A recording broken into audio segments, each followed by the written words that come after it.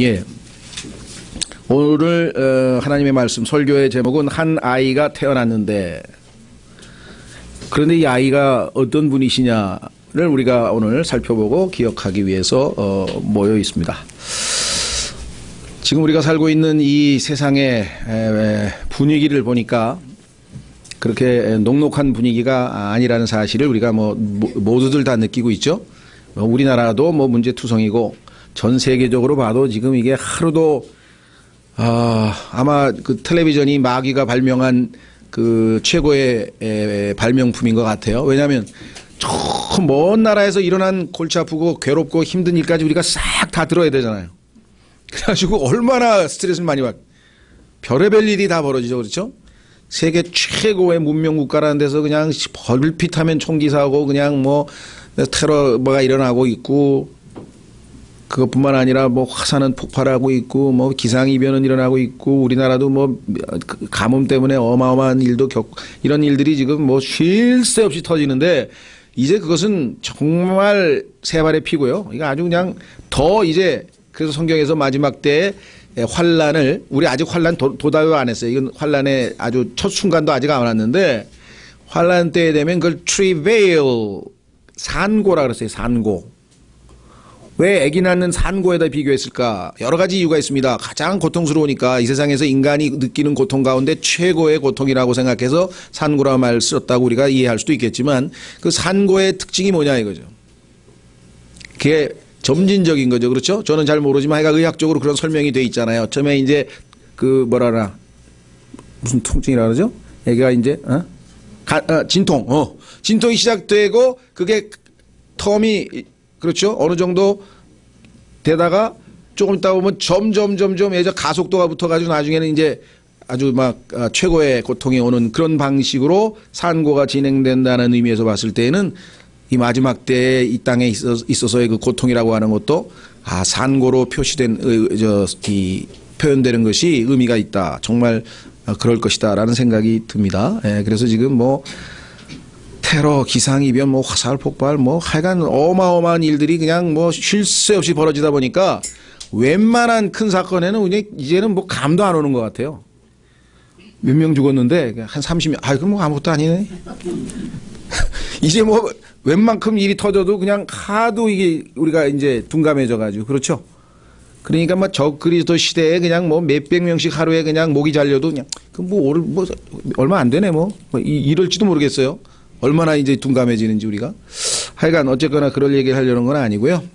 그런 와중에도 이게 크리스마스 분위기는 또 서서히 블랙 프라이데이라고 해서 이제 장사꾼들이 이제 어떻게든지 크리스마스 시즌에 좀 팔기 위해서 지금 소위 말하는 이제 우리나라도 흉내를 내면서 이제 이 미국의 그 블랙 프라이데이 흉내를 내고 하는 그런 와중에 하죠. 그 다음에 크리스마스 추리도 점등했죠. 어제 저희 교회에 한동안 다니시던 자매님, 이인자 자매님 아마 기억하시는 분도 계실 텐데, 아들이 결혼식을 했어요. 그래서 또 기쁘게 초청을 해줘서 제가 어제 5시에 갔다 왔는데, 벌써 얼마 만인지 모르겠어요. 하여간 그 시내를 나가본 게. 그래가지고 일지로 입구에서 이렇게 롯데 호텔을 거쳐서 그 롯데 백화점 거쳐가지고 신세계 앞에 그 우리은행 본점에 거기를 갔는데, 와, 어마어마하게 그냥 크리스마스 그 분위기를 그냥 화려하게 해 놓은 것을 지금 보았습니다. 심지어는 얼마 전에 테러가 있었던 그 파리에도 여전히 그 샹들리제 거리에 쫙 그냥 온통 크리스마스 분위기로 다 또 돼 있어요. 언제 그 테러가 있었냐는 듯이 이러한 것들을 이렇게 보면서, 야, 사람들이 과연 이 성탄하는데 그 탄생의 의미를 과연 알고 있는 거냐. 저 역시 어제 홍도 목사님하고 그 부인이 오셔가지고 같이 이렇게 지하철 타러 오면서, 과거에 여기서 그냥 이게 쓸데없이 이게 술 먹고 돌아다니던 생각이 아련히 떠오르는데요. 그랬더니 김 목사나 저나 과거는 똑같네. 그러면서 그 지역에 그냥 엄청 화려하잖아요. 예, 그리고 이게 지나왔었던 생각이 납니다. 그러면서 제가 1981년에 구원받아서 첫 번째 크리스마스를 맞이할 때, 그 당시에 어마어마하게 이제 감격스러웠어요. 나는 이 그때는 이제 크리스마스라고 생각을 했으니까, 그때 태어났다는 것밖에 몰랐으니까, 야, 이 날이 왜 전 세계에서들 뭐 또 이 사람들 뭘 알고 이렇게 흥분하고 그러는 건가? 아닌 것 같아. 왜? 뭘 알면 저렇게 뭘 물건을 사고 그냥 난리법석을 안 하지. 그렇죠? 조용히 묵상하고 가서 예배를 하든지 어디 가서 기도를 하든지 크리스마스 때 제대로 의미를 알면 저렇게 아주 이 난장판을 하지는 않을 것 같은 생각이 들더라고요. 그래서 그때 약간 감격에 하나님 감사합니다. 내가 왜 이 크리스마스를 기념해야 되는지 알겠습니다 하고 이제 기도했던 생각이 나요. 나중에 이제 킹제임스 성경을 알고 좀 더 깊이 들어가 보니까 하나님께서는 크리스마스, 소위 말하면 예수님의 탄생일은 모르게 해놓으셨구나. 왜? 그게 중요한 게 아니거든.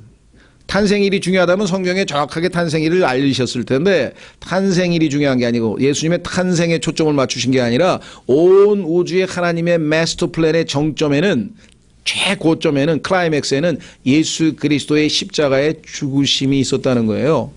그리고 부활, 그 죽으심과 부활로 역사는 반전을 이루고 하나님의 모든 계획은 성취되는 거지, 탄생은 그것을 위한 예비 과정이요 준비일 뿐이에요. 따라서 그리스도인은 예수 그리스도의 탄생에 초점을 맞추는 것이 아니라 예수 그리스도의 죽으심에 초점을 맞추는 겁니다.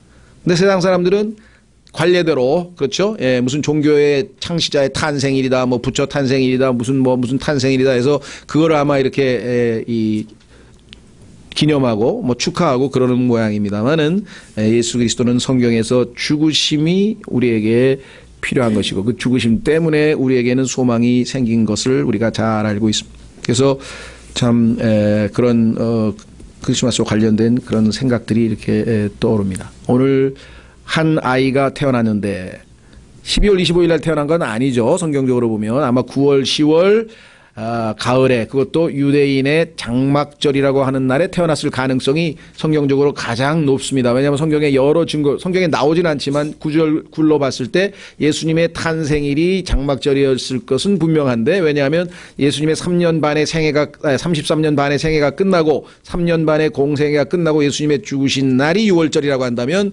정확하게 계산해서 이 장막절이라고 하는 유대인의 명절날 예수님의 탄생을 했고, 예수님 자신이 성전이고 바로 내가 그 장막이라고 스스로 말씀하셨기 때문에 성경적인 근거로 봤을 때는 오히려 9월, 10월에 장막절일 가능성이 훨씬 높겠죠. 제가 그런 얘기를 하려는 건 아니고요.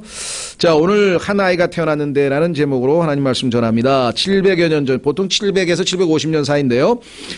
이사야를 통해 선포된 짧은 예언 속에, 이 두 예언 속에 인류 역사를 관통하는 엄청난 계시가 숨겨져 있었습니다. 정말 크리스마스가 그렇게 소중한 사람은요, 무엇보다도 이 말씀의 의미를 깨달아야 돼. 한 아이가 태어났는데, 그렇죠? 그것이 갖는 의미를 제대로 아느냐. 한 아이가 태어날 터인데 이 아이는 다름 아닌 주 예수 그리스도이십니다. 하나님께서는 단 두 절 속에 예수 그리스도에 관한 세 가지 엄청난 사실을 계시해 놓았습니다. 첫 번째, 그분의 절대적인 신격. 자, 절대적인 신격. 아니, 아이라 그랬는데 왜 갑자기 신격이냐? 그분이 하나님이시냐? 그렇습니다. 그걸 어떻게 이 구절에서 알 수 있는가 한번 확인해 보도록 하겠습니다. 하나님 말씀을 펴겠습니다. 9장 6절. 이는 한 아이가 우리에게 태어났고, 그런데 태어난 그 아이는 원래는 누구냐? 아들이었다. 이게 한 아들을 우리에게 주셨는데, 아들은 태어난 게 아닙니다. 아들은 영원 전부터 하나님으로 계셨고 영원 전부터 위엄하신 온 우주의 최고 통치자로 계신 분이셨어요. 그렇죠? 예, 그래서 그분은 아버지와 아들과 성령이라고 하는 신격으로 존재하셨던 분이신데, 이 땅의 죄인들을 위해서 아버지와 아들과 성령께서 의논을 하셔서 아버지가 내린 결정에 따라 아들이 순종하고 저 낮고 낮은 저 지구라고 하는 저 밑바닥으로 제가 내려가겠습니다 라고 해서 이 지상으로 내려오셨는데, 성경에서는 그것을 하나님께서 죄인들에게 아들을 주셨다 이렇게 기록을 했습니다. 아들은 주신 겁니다. 아버지가 우리 죄인들에게. 그런데 그 아들이 이 땅에 오실 때에는 한 아이의 모습으로, 한 인간의 모습으로 태어난 것입니다. 차이를 아시겠어요? 아들이 태어난 게 아닙니다. 그러면 이단 교리가 되는, 아들은 태어나실 수 없는데 창조주가 어떻게 태어나셔요? 그렇죠. 그 성경에서 아들은 주셨다고 써 있잖아요. 성경을 얼마나 주의 깊게 읽으셔야 되는지 아시겠죠? 아들은 주셨다고 분명하게 기록되었습니다. 따라서 이 구절을 통해서 우리는 확인해 보겠습니다. 요한복음 17장 5절. 요한복음 17장 5절.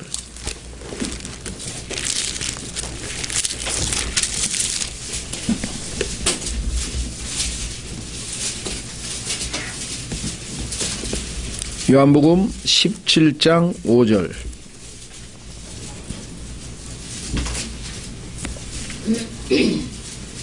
찾으셨습니까? 오 아버지여. 요한복음 17장은요 한번 제가 아직은 마음을 못 정했는데 교회에서 언젠가 한 번은 공부를 해야 되겠는데 깊이 있게 어느 타이밍에 어느 때 해야 될지 지금 하여간 고민 중에 있습니다만은 성경에서 가장 지성소에 해당되는 부분이에요. 예수 그리스도께서 십자가를 앞에 두고 아버지에게 하늘을 향해 손을 들고 그것도 주변에 있는 제자들에게 들으라고, 왜? 자신이 누구인지 알려주기 위해서 큰 소리로 기도한 내용이 요한복음 17장 전체입니다. 이것이 주 기도문이에요. 일반적으로 알고 있는 주 기도문은 제자들의 기도문이에요. 제자들이 기도 좀 가르쳐 주세요 해서 예수님이 이와 같은 방식으로 기도하라고 기도의 방법을 가르쳐 준 게 진짜 주 기도문은 이게 주 기도문이죠. 왜? 주님이 하신 기도 아니에요. 그런데 그 기도 속에는요 정말 상상을 불허하는 어마어마한 신비로운 내용들이 여기 너무너무 많이 들어가서 제가 발견한 책으로는 마틴 로이스 존스라고 하는 분이 700페이지에 걸쳐서 요한복음 17장의 기도문을 50개가 넘는 설교를 했어요. 그래서 저희는 이제 목회자 공부해서 이제 영어로 공부를 했는데 번역은 되어 나와 있다고 하니까 관심 있는 분들은 한번 읽어보시면 좋겠고요.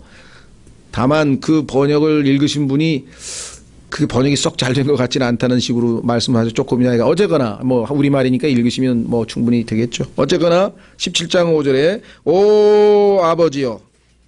정말 이 오라고 하는 말이 너무나 놀라운 것 같아요. 오. 성경에서 옛날에 어떤 분이 성경을 번역을 했는데 오를 다 빼놓은 거야.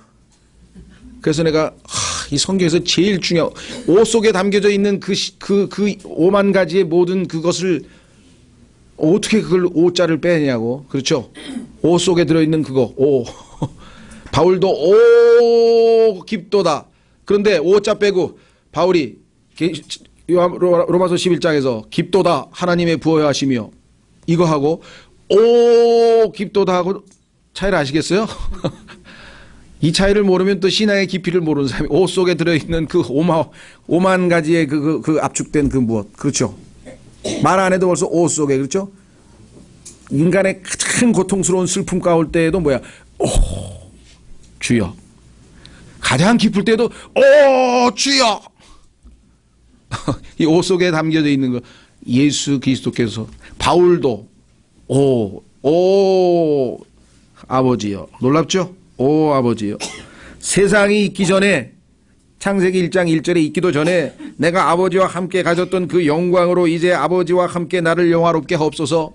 내가 이 지상에 초라하게 인간의 몸으로 말구유에서 태어나서 창조물들에게, 창조주께서 창조물에게 온갖 비난과 조롱과 멸시와 고통과 박해와 그와 같은 대접을 받았지만 아버지께 순종해서 끝까지 나는 내 일을 다 마쳤습니다. 이제 때가 되었으니 나를 영화롭게 하옵소서. 아버지의 그 명령에 순종해서 이 낮고 낮은 곳에 와서 나는 아버지가 나에게 맡기신 그 일을 다 끝마쳤습니다. 라고 하는 마지막 보고서가 요한복음 17장입니다. 그리고 제자들을 위해서 기도하시고 아버지하고 자기와의 기도부터 앞부분에 하시고 그 다음에 제자들을 위한 기도를 하시고 그 제자들을 통해서 구원받을 여러분과 저를 위해서도 또 기도하시고, 그게 요한복음 17장이에요. 예? 근데 여기 보니까 세상이 있기 전에, 이 아들은 세상이 있기도 전에 계셨던 분이라는 거 아시겠죠? 절대적인 신격. 히브리서 10장 5절. 히브리서 10장 5절.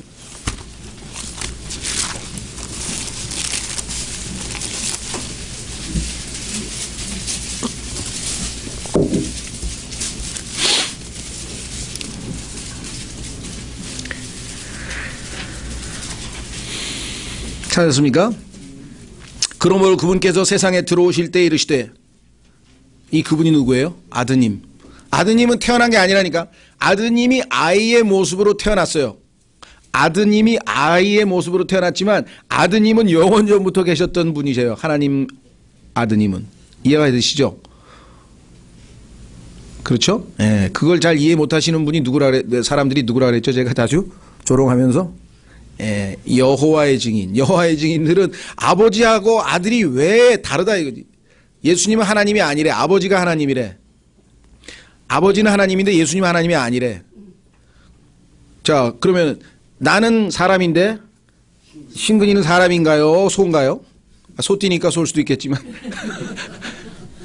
아버지가 사람이면 아들도 사람이고 아비가 소면 새끼도 소고, 아버지가 하나님이면 아들도 하나님이고. 이해가 안 되세요?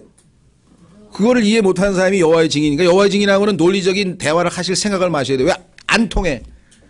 아들은 절대 하나님이 될 수 없다는 거예요.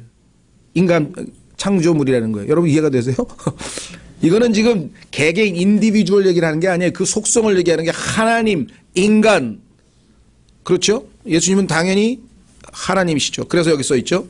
히브리서 10장 5절. 그러므로 그분께서 세상에 들어오실 때, 그분은 아버지께서 보내셨어요. 아버지께서 우리에게 주셨어요. 그래서 오신 거예요.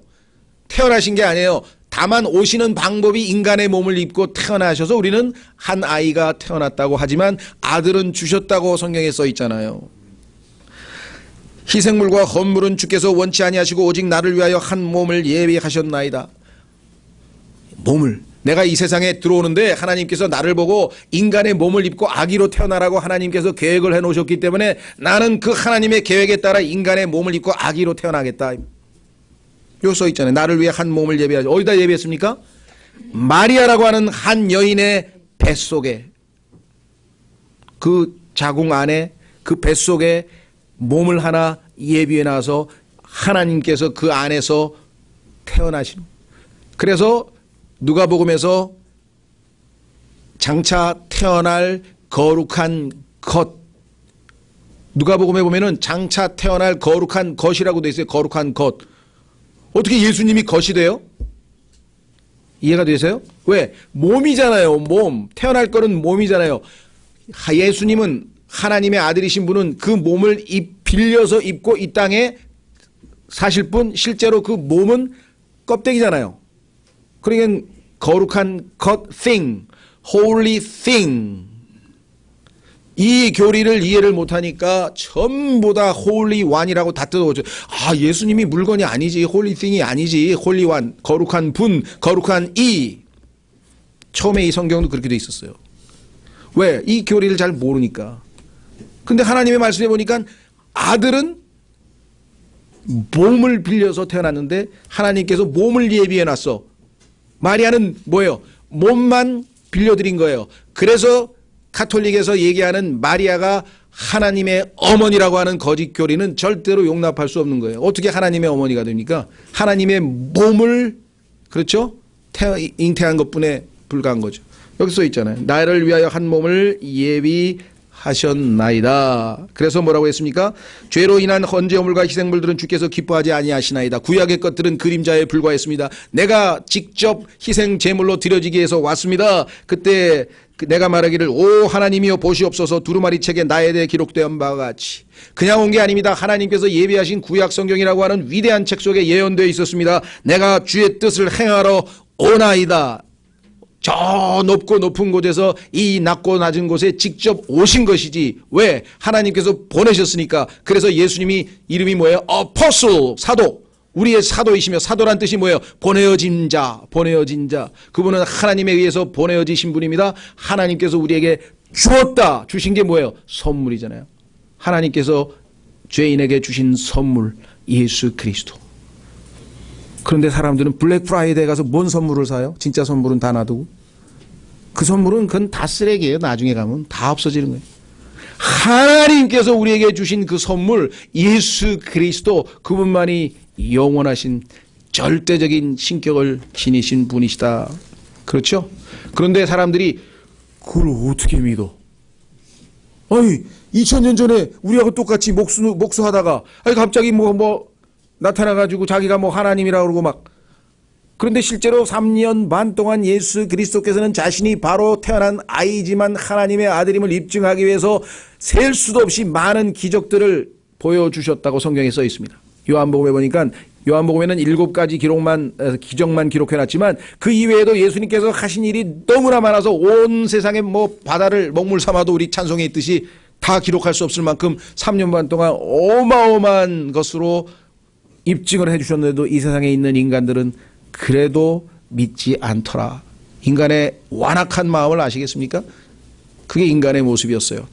그래서 하나님께서는 마지막으로 결정적인 이것이 너희에게는 결정적인 표적이 되리라. 그것은 요나의 표적이니라. 그것은 예수 그리스도께서 너희 모든 죄인들의 죄값을 십자가에서 다 도말하시고 지하에 땅속에 깊은 지옥에 오셔서 너희 모든 죄들을 여기서 다 내려놓고 그분은 이제 다 임무를 완수하고 부활하심으로 그분은 하나님이심을 입증했노라. 그 성경에 써 있다 이 말.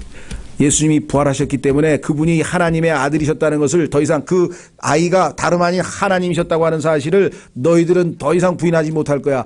그것을 부인하면 영원한 심판이 있을 것이라고 성경에 있습니다. 그래서 부활하신 예수 그리스도가 바로 우리에게 주신 증거라. 확인해 보겠습니다. 로마서 1장.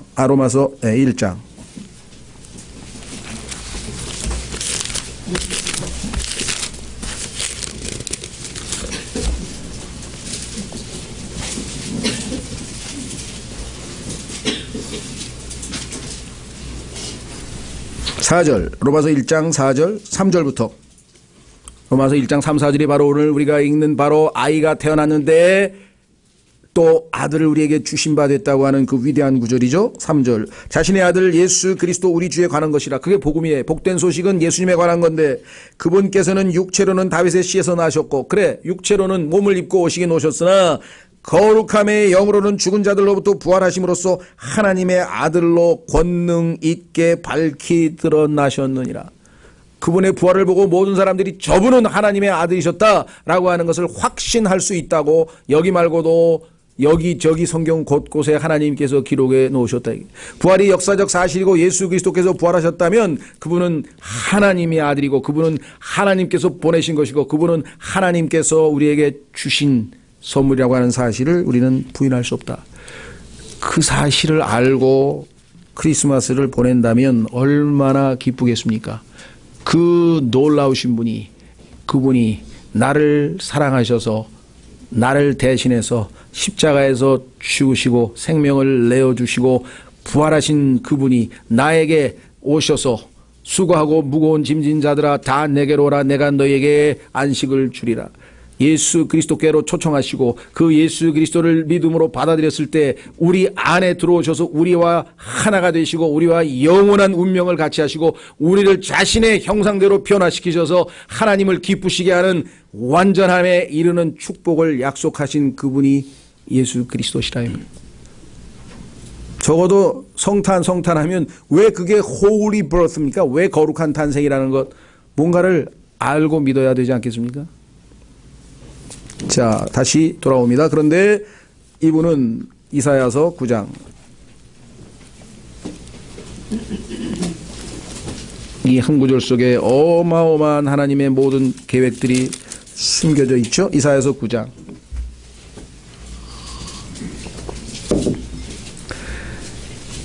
그런데 그분은 이사야서 53장에 나와 있는 것처럼 모든 과정을 다 거치셨어요. 이 땅에서 하나님의 어린 양으로 드려지셨고 부활 승천하셔서 이제 하나님의 보좌 우편에 계십니다. 그분 위에 어떻게 뭐라고 써 있습니까? 그의 뭐라고요? 어깨에는 정권이 놓이고, government, 정권, 정부, 온 우주를 다스리는 그 정권이 그분 어깨 위에 놓였다. 여러분들 어떤 사람이 장관으로 임명받으면 뭐라 그럽니까? 예, 어깨가 무거우시겠어요. 왜? 책임이잖아요, 책임. 그렇죠? 예. 어깨. 또, 기사도에서 왕이 기사를 특수 임무를 위해서 이렇게 보낼 때도 보면은 칼을 뽑아가지고 어깨를 탁탁 두 번 치는 거 여러분들 혹시 보셨는지 모르겠어요. 그렇죠? 예. 그뿐만 아니라 대제사장의 어깨, 이 견대라 그러는데 이 어깨에는 이스라엘 백성들의 이름이 써 있죠. 모든 것을 대표하는 사람, 모든 것에 책임을 지는 사람, 모든 것을 완수하시는 분, 그게 어깨란 뜻이에요. 물론 이 세상에서는 어깨가 별로 안 좋은 거죠. 저 사람 어깨야, 어깨. 이야, 주먹 잘 쓰는 어깨. 그것도 뭐 힘세다는 뜻이니까. 예. 그분의 어깨에 이 온 우주의 정권이 놓여 계세요. 최고 통치자가 되신 분이에요. 이 땅에 오셨을 때, 초림하셨을 때에는 고난과 고통과 박해와 이건 다 하나님께서 우리가 저지른 것들을 다 말끔하게 해결하기 위해서 예수 그리스도께서 겪으셔야만 했던 과정이지만 그거는 과정에 불과하고 궁극적으로 마지막 목표는 뭡니까? In that day, 그날에 그분께서 온 우주를 심판하시고 온 땅을 완전히 심판하시고 예수 그리스도 그분을 거부한 자들에게 불러서 벌 주시리라, 심판하시리라.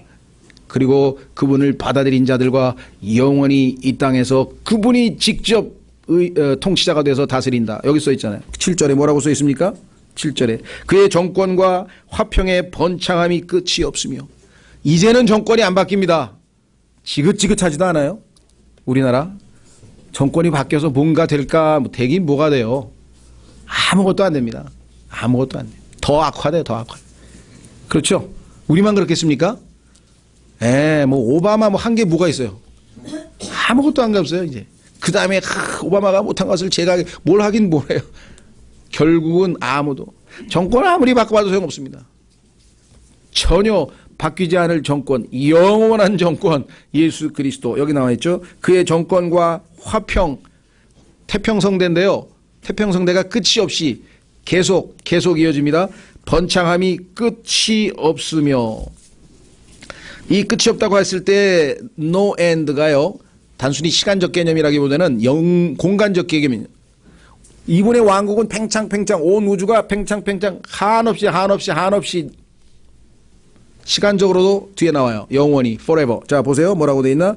그것을 정비하고 끝이 없으며 그가 다윗의 왕자와 그의 왕국 위에 군림하여. 이게 천년 왕국이죠. 그것을 정비하고 6,000년 동안 인간들이 저질러왔던 모든 잘못과 잘못된 제도와 모든 것을 완전히 정비해서 정말 완성시킨 거.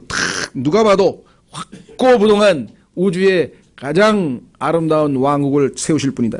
이로부터 영원토록, 여기 시간 개념이 나왔네. 아까 공간 시간적으로 영원토록 끝이 없는 판단의 공의와 정의로 그것을 세우리라. 정의로운 국가, 의로운 국가, 바른 국가.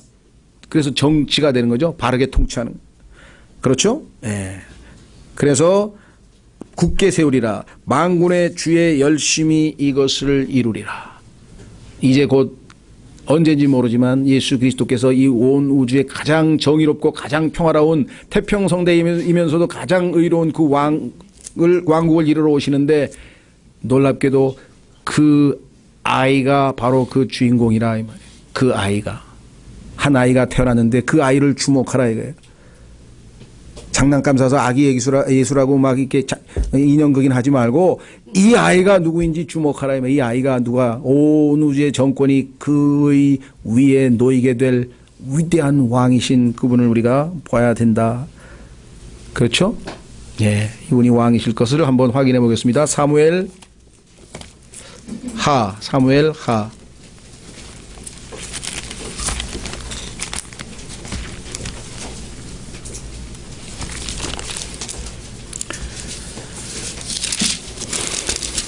23장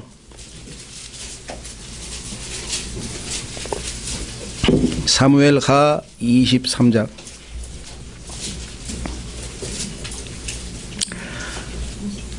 1절 사무엘하 23장 1절 이제 이것은 다윗의 마지막 말이라. 이새의 아들 다윗이 말하니라. 높이 일으켜진 자 야곱의 하나님에게서 기름 부음을 받은 자 이스라엘의 달콤한 시편 기자가 이르기를 주의 영께서 나를 통하여 말씀하셨으며 그분의 말씀이 내 혀에 있었도다. 이스라엘의 하나님께서 말씀하시며 이스라엘의 반석이 내게 이르시기를 사람들을 다스리는 자는 반드시 의로워야 하고 하나님을 두려워하는 가운데 다스릴지니라. 그는 해가 돋을 때 아침 햇살 같고 구름 없는 아침 같으며 비가 온 뒤에 맑게 비침으로 땅에서 움이 돋는 연할 풀 같으니라 하셨도다. 이 하나님께서 다윗의 입을 통해서 예언한 그 왕이신 예수 그리스도께서 이 땅에 오셔서 직접 통치하실 것을 성경에서 언급해 주셨습니다. 그리고 그분의 정부는 영원히 지속될 것입니다. 그렇죠? 예. 자, 그 가운데 있는 것들을 이제 나머지 살펴보겠습니다. 그분의 이름이 5가지가 나와 있는데요. 우리가 시간 되는 대로 짧게. 자, 그러니까 우리가 1번과 지금 3번을 해서 이 아이가 절대적인 신격을 지니신 하나님의 아들일 뿐만 아니라 온 우주의 최고 통치자가 될 것을 우리는 확인을 했습니다. 그러나 그분이 이 땅에 오셨을 때 실제적으로 어떠한 선물, 자, 예수 그리스도께서 가지고 계신 이 선물이라고 하는 의미는 하나님께서 우리에게 주시는 선물인데 그 선물 되시는 예수 그리스도께서 인간들에게 또 어떠한 선물의 어떤 은사로서 우리에게 주어지는가를 확인해 보겠습니다. 자, 6절로 돌아가니까 어깨에는 정권이 놓이고 그의 이름은 첫 번째 놀라우시니, 두 번째 좋은 자, 세 번째 강하신 하나님, 네 번째 영존하는 아버지, 다섯 번째 평화의 통치자라 할 것이기 때문이라. 오늘 제가 여기다 표시할 때에는 놀라운 자 대신에 놀라운 계획자, 놀라운 좋은 자 한 가지만 지금 얘기를 했는데요. 사실은 뭐 이 놀라우신 분이 뭐 그거 하나뿐이겠습니다만은, 그렇죠?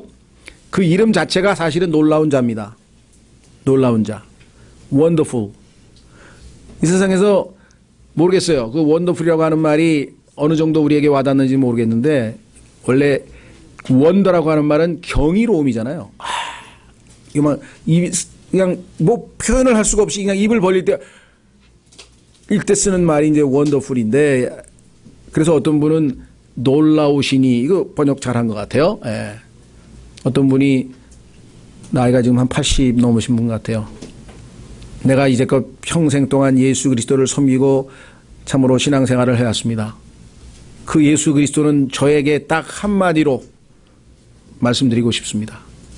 그분은 저에게 놀라우신 분이셨습니다.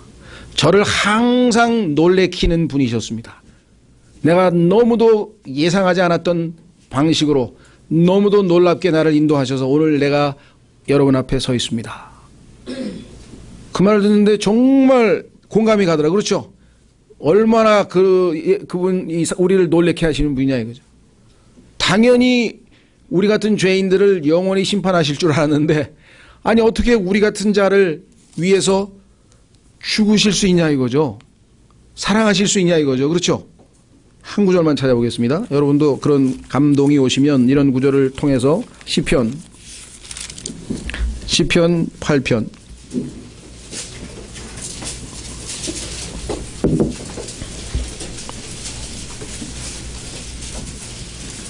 시편 8편 3절, 시편 8편 3절. 주의 하늘들 곧 주의 손가락으로 지으신 작품과, 여러분들 하늘이 얼마나 큰지는 아세요? 지금 여러분과 제가 살고 있는 이 조그만 게 아니지, 사실은 큰데도 우주에 비해서 조그만 살고 있는 이 동네를 태양계라고 해요. 태양계. 태양을 중심으로 해서 별이 한 1000억 개가 있는 성운이라 그래요. 태양계라고 하는 게 있어요. 태양계. 뭐 우주의 사람들이 이러한 태양계 같은 1000억 개가 넘는 그러한 것들이 또 한 1000억 개가 모이면 성운이라 그래. 성운. 그런 게 또 얼마나 우주는 도저히 가늠할 수가 없어요. 그렇죠? 예. 아브라함에게 하나님께서 뭐라 그랬어요? Tell the stars. 이 tell이라는 단어가 성경에서는 계산한다는, 세어본다는 뜻입니다. 우리는 요즘에는 이야기해보라는 얘기로 많이 쓰이죠. 스토리텔링, tell. 근데 성경에서는요, 하나님께서 아브라함에게 tell the stars. 별 좀 세어보라. 세어집니까? 별들이 세어지냐 이 말이죠. 너는 지금 나를 몰라도 너무 모른다. 이게 그런데 그 셀 수도 없이 수족의 저도 모르죠. 얼마나 있는지. 그런데 그 별들을 성경에서 하나님께서 지으실 때 단 한 줄로 썼어요. 그것도 추소, 햇빛, 해하고 달. 그래서 큰 광명, 작은 광명을 만드시고 그리고 별들도 만드셨더라. 그 어마어마한 것을 지어놓고 하나님은 그냥 그리고 별들도 지으셨대. 그런데 여기는 지금 뭐예요? 인간이 보니까 주의 하늘 들고 주의 손가락으로 지으신 작품과 주께서 정하신 달과 별들을 내가 깊이 생각하오니 사람이 무엇이기에 주께서 그를 생각 속에 깊이 두시나이까. 그 무한 광대하시고 어마어마하신 분이 이 버러지만도 못한 인간들을, 그렇죠? 이 버러지만도 못한 인간들을 왜 그렇게 깊이 생각을 하십니까? 관심을 뭐하러 가지십니까? 생각해 보셨어요? 그뿐이 아니에요. 생각만 가져도 벌벌 떨릴 판인데, 심장이 두근거릴 판인데, 사람의 아들이 무엇이기에 주께서 그를 찾아오시나이까. 뭐하러 이 더럽고 추악한 죄악이 가득한 이 버러지들이 사는데 방문하셨습니까? 여기서 있잖아요. visit. 왜 방문하십니까? 그것도 한 아이로 태어나서 말구유에서 처참하고 더럽고 추한 그 냄새나는 곳에서 왜 찾아오십니까? 여러분 이렇게 한번 주님께 기도해 보셨나요? 이 기도를 드리면 공감이 가시나요? 그렇구나. 왜 찾아오세요? 이유는 뭐예요? 우리를 사랑하기 때문에. 다른 이유가 없어요. 우리로 인해서 뭐 덕 좀 보시려고? 덕 볼 게 없어요. 귀찮고 아주 그냥 뒷바라지 하기도 힘들어요. 왜? 사랑하시기 때문에. 함께 하나님의 수준으로 높여서 하나님의 형상대로 변화시켜서 함께 교제하면서 기쁨을 나누기 위해서. 그런 감격에 젖어서 살지 않으면 어떻게 신앙생활을 합니까? 이 땅에 눈에 보이는 것마다 고통스러운 일뿐이 없는데 어떻게 우리가 감격하면서 이분을 사랑하고 살 수 있냐 이 말. 어떤 사람의 신앙의 크기는 그가 알고 있는 하나님의 크기에 비례하는 거예요. 내가 어떤 하나님을 아버지 하나님 날 구원해 주셔서 감사합니다. 날 지옥에서 건져 주셔서 감사합니다. 30년 동안 그것만 해보세요. 그럼 하나님이 고 하나님밖에 안 돼. 그것을 성경에서 뭐라 그러냐? My little children, 나의 어린 자녀들아, 너희가 죄를 용서받고 너희가 아버지로 하나님을 알았기 때문이라. 그런데 점점 장성해서 아비가 되니까 너희는 처음부터 계신 그분을 알았기 때문이라. 그래서 너희가 아비의 수준에 이르렀다고 내가 말하느니라. 성경에 써 있죠. 크신 하나님을 더 객관적으로 주관적으로 나와 하나님과의 관계에서 더 어마어마하게 크신 하나님을 가게 되면요, 불평불만이 아니라 wonderful 이라고 하는 고백이 저절로 나오겠죠. 그 중에서 첫 번째는 wonderful counselor. 여러분들 상담자 고등학교 다닐 때 진로를 위해서 카운슬링 담당하는 선생님한테 가서 카운슬링 해야 되잖아요. 그분 말대로 해서 잘 되신 분이 얼마나 되는지 잘 모르겠는데 하여간 가보면 뭐 안간만도 못한 얘기를 해요. 너 IQ가 얼마냐, 뭐는 얼마냐, 취미, 그건 내가 생각해도 다 알 얘기만 해주더라고. 너는 어디로 가라, 뭐 하여간 뭐 이런 거. 근데 예수 그리스도는요, 원더풀 카운슬. 내가 성경에 보니까 뭐 시간이 오늘 너무 없네요. 내가 이 얘기를 하려면 뭐 그냥 하루 종일 해도 안 끝날 것 같으니까 적당한 선에서. 자, 누가복음 2장에 보면, 요한복음 2장에 보면요, 예수님은 우리의 마음 속에 들어있는 걸 다 아세요.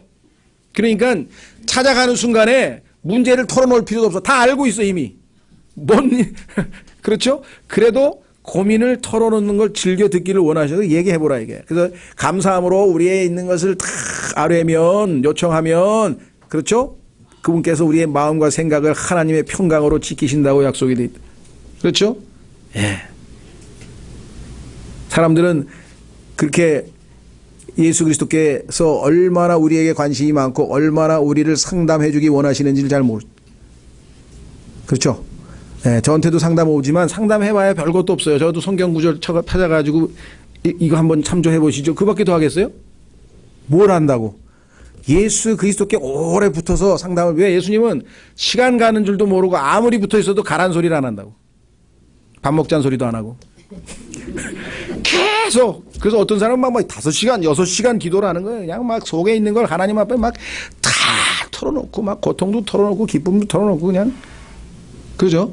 예. 네. 그거 다 응답해 주지. 자, 원더풀 카운슬러. 자, 요즘에 책방에 가면요, How to 시리즈가 있어, How to.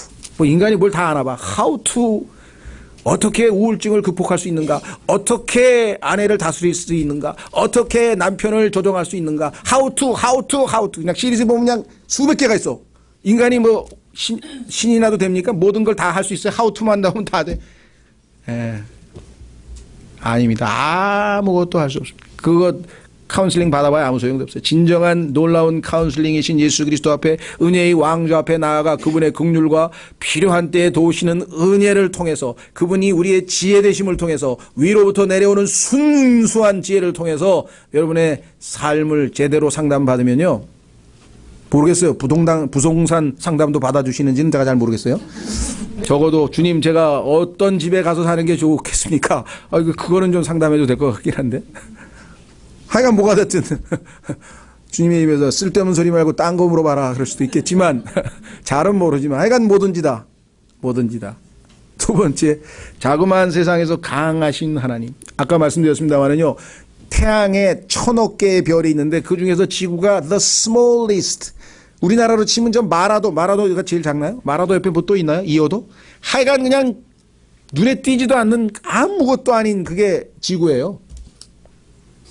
그러면 온 우주에서 제일 구석진 데가 지구야. 그 작은 지구. 그렇죠. 우주의 광대함 앞에서 인간들이 얼마나 위축됩니까? 그렇죠? 이과수 폭포 한번 보고도 그냥 막 이러는데 온 우주의 그 광활한 그거를 우리가 보게 되면 그게 무슨 허블 망원경으로 보든 뭘로 보든 간에 알게 되면 어떻게 될까요? 인간은 정말 너무나 위축되는 거예요. 그런데 놀랍게도 이 지구상에 살고 있는 이 인간들을 사랑하시고 자신의 이름을 이 지구상에 있는 저 한 지점 예루살렘에 자기의 이름을 두시기 위해서 이 땅에 오셔서 우리를 돌보고 우리를 위해서 죽으시고 부활하신 그분이 Mighty God, 강하신 하나님이시다. 이게 강하신 하나님. 그분은 절대적으로 의지해도 절대 우리를 실망시키지 않으실 분. 사실은 여기는 Mighty God이지만요, 성경에 보면 Almighty God, 전능하신 하나님이죠. 찬양에도 우리 많이 나오죠. 전능하신 하나님. 세 번째, 일시적인 세상에서 여러분 이 땅에 성경에 따르면 70, 길면 80, 뭐 얼마나 가겠습니까? 여러분들 태양이 얼마 있으면 다 식어서 온도가 제로가 된다는 게 다 계산이 되어 나와 있어요. 태양이 얼마 있으면 식어서 온도가 제로야. 그럼 태양이 식으면 지구는 아예 없는 거야. 태양 때문에 지구가 지금 이렇게 지금 우리가 따뜻하게 봄도 오고 여름도 오고 살고 있는 거예요. 근데 태양이 언제 다 식어서 온도가 제로가 될지가 다 계산이 될 정도로 이 땅에 있는 건 뭐예요? 언젠가는 지나가 버리는 거예요. 우리가 볼 때는 그게 너무너무 뭐 내 살 동안 아니겠지. 우리 살 동안 아니겠지. 그러나 우리가 죽고 난 다음에 또 영원이라는 게 있잖아요. 그렇죠? 이 일시적으로 지나가 버리는 이 세상에서 예수 그리스도 그분은 영원한 미래의 아버지가 되시는 분이시다. 미래의 아버지 되시는. 그렇죠? 여기에 미스터리 같아요. 저는 이제 아직 못 풀었어요.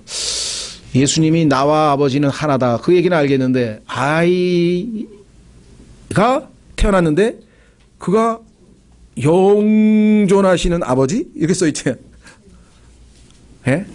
그분이 아버지인데 영원하신 아버지래. 참 신비롭죠. 그래서 성경에서 뭐라고 얘기했습니까? 논쟁의 여지가 없도다. 위대한 신비.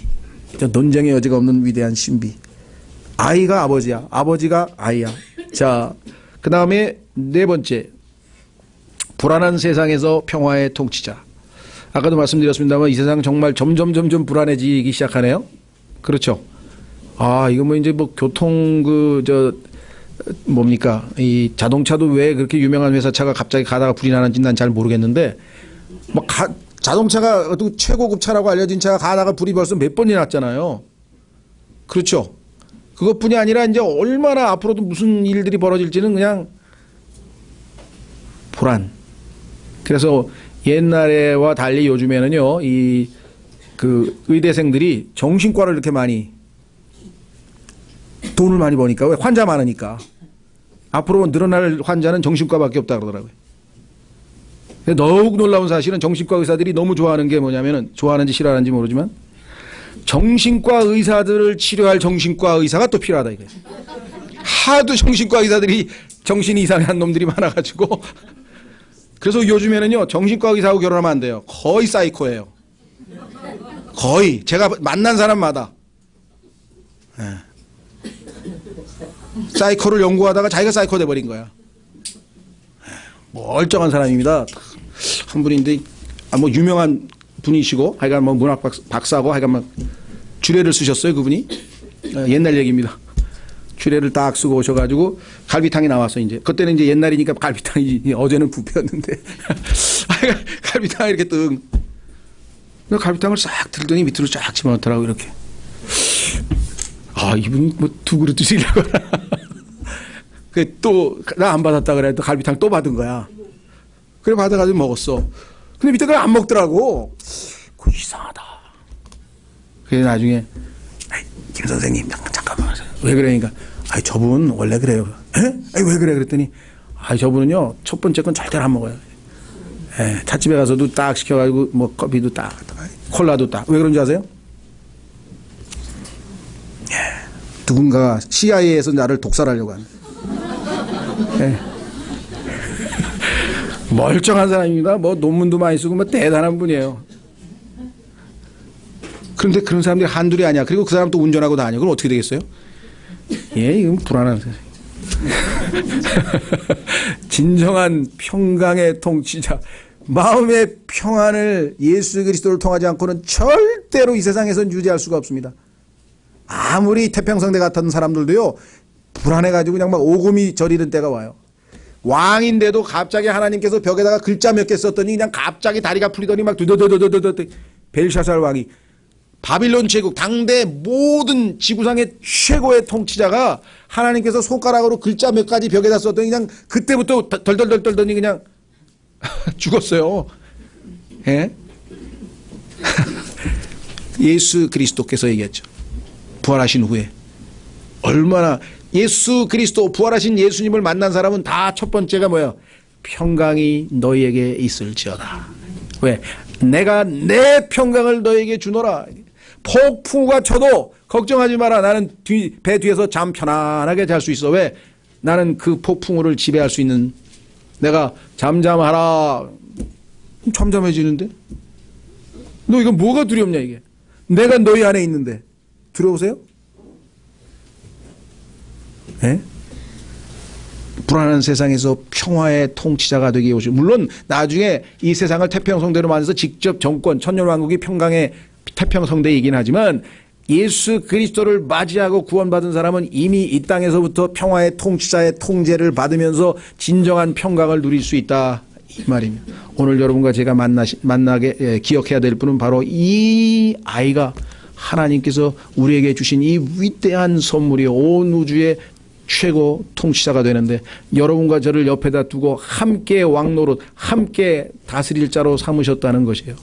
그런 자부심과 긍지와 함께 이 놀라우신 분을 오늘 이 시간 잠깐 기억하도록 하겠습니다. 주의 만찬.